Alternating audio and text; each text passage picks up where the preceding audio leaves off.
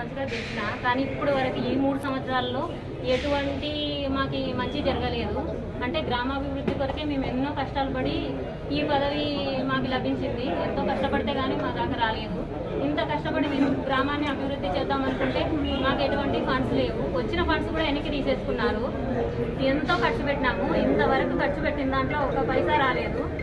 ఇటువంటి పరిస్థితుల్లో మేము ఈ వైఎస్ఆర్లో ఉండడం కరెక్ట్ కాదనిపించింది. అందుకోసమే మా విష్ణాన్న గారి దగ్గరికి వచ్చేసాము. ఈయన చేసే మంచి పనుల వల్ల మా గ్రామాన్ని మేము అభివృద్ధి చేసుకున్నాలనే ఉద్దేశంతో అన్న నాయకత్వంలో మేము ముందుకు సాగాలని అన్నయ్య దగ్గరికి వచ్చాము.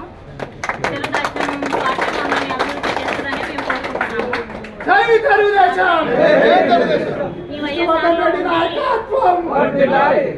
ఈ వైఎస్ఆర్లో ఉండి చేయడానికి ముందుకు పోతే కూడా మా అబ్బాయి సదా కృషి చేస్తూ ఉంటే ఎన్నో కేసులు మనుషులను పెట్టి కొట్టించడాలు ఎన్నో చేశారు. అందుకోసమే మాకు విరక్తి వచ్చేసిందండి. మేమైతే తెలుగుదేశం పార్టీలో ఈరోజు మా విష్ణాన్న నాయకత్వంలో చేరాము. ఈయన మమ్మల్ని మేము ఉన్నాము అనే అండదండ ఇస్తున్నారు. అంత మాత్రం మాకు అక్కడ కార్యకర్తగా అసలు గుర్తించలేదు. ఏ పని మమ్మల్ని ముందుకు కూడా పోనీయలేదు. మేము ఎంత ప్రయత్నం చేసినా. మా అబ్బాయి మాట్లాడతారో ఒకసారి మాటల్లో వినండి.